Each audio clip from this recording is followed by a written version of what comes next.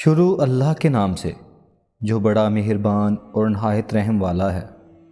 Fact voice کے معزز ناظرین و اکرام، السلام علیکم۔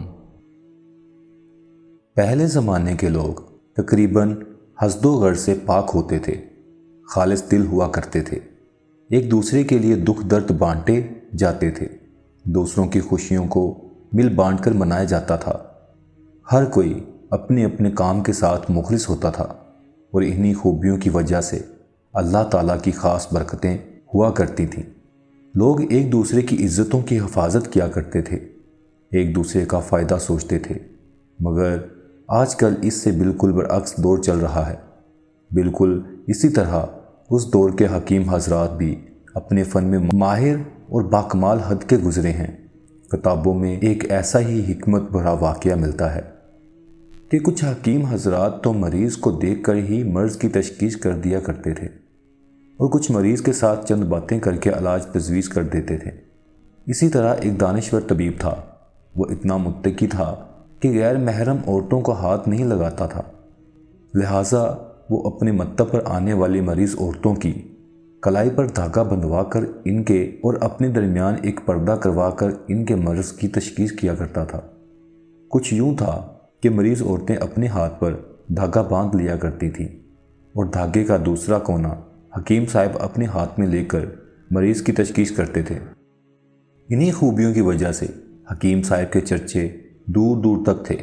لوگ حکیم صاحب کی عقل مندی اور دانائی کے گرویدہ تھے، اور حکیم صاحب کے علاقے میں عزت تھی۔ یہ بات سچ ہے کہ جہاں کسی سے محبت کرنے والے ہوتے ہیں وہاں مخالفین بھی ہوتے ہیں، لہٰذا حکیم صاحب کے مخالفین بھی تھے جو حکیم صاحب کی شہرت سے جلتے اور حسد کرتے تھے۔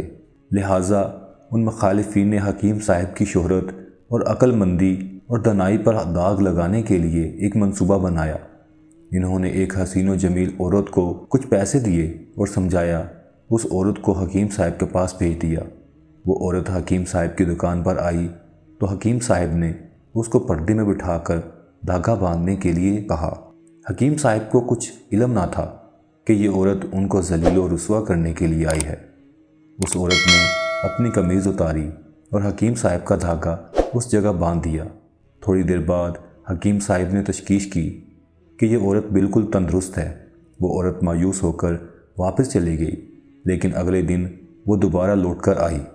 اس مرتبہ اس نے ایک شرمناک منصوبہ بنایا کہ جب حکیم صاحب اس کو دھاگا باندھنے کا کہیں گے تو وہ اپنی شلوار اتار کر دھاگا باندھ لے گی۔ چنانچہ حکیم صاحب نے پردے کی دوسری جانب سے اسے دھاگا پکڑایا تو اس نے جلدی سے اپنی شلوار اتار کر دھاگا باندھ لیا، اور جب دھاگے کا دوسرا کونا حکیم صاحب نے پکڑ کر مرض کی تشخیص شروع کر دی تو کچھ دیر کے بعد حکیم صاحب نے ایک پرچی پر کچھ لکھا اور اپنے شاگرد کو دے دی، جو مریضوں کو دوائی بنا کر دیا کرتا تھا۔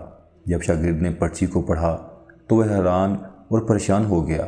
اس نے حکیم صاحب سے کہا کہ آپ نے پرچی پر کیا لکھا ہے؟ کیا مریضہ کو کچے گوشت کی ضرورت ہے؟ اس کا کیا مطلب ہے؟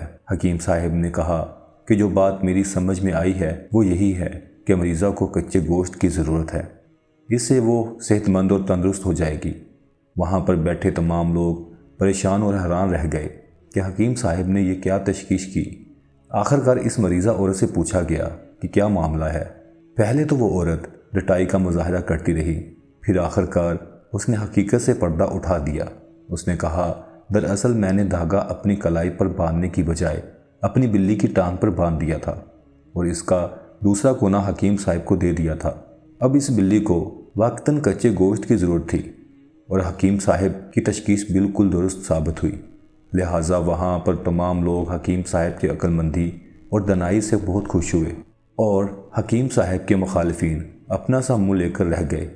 اس میں سبق دوستو یہی ہے کہ جو بندہ اللہ کا خوف دل میں رکھ کر اپنی علم اور عقل کو استعمال کر کے لوگوں کی بھلائی کے لیے کام کرتا ہے تو پھر اللہ بھی اس کی مدد ضرور کیا کرتا ہے۔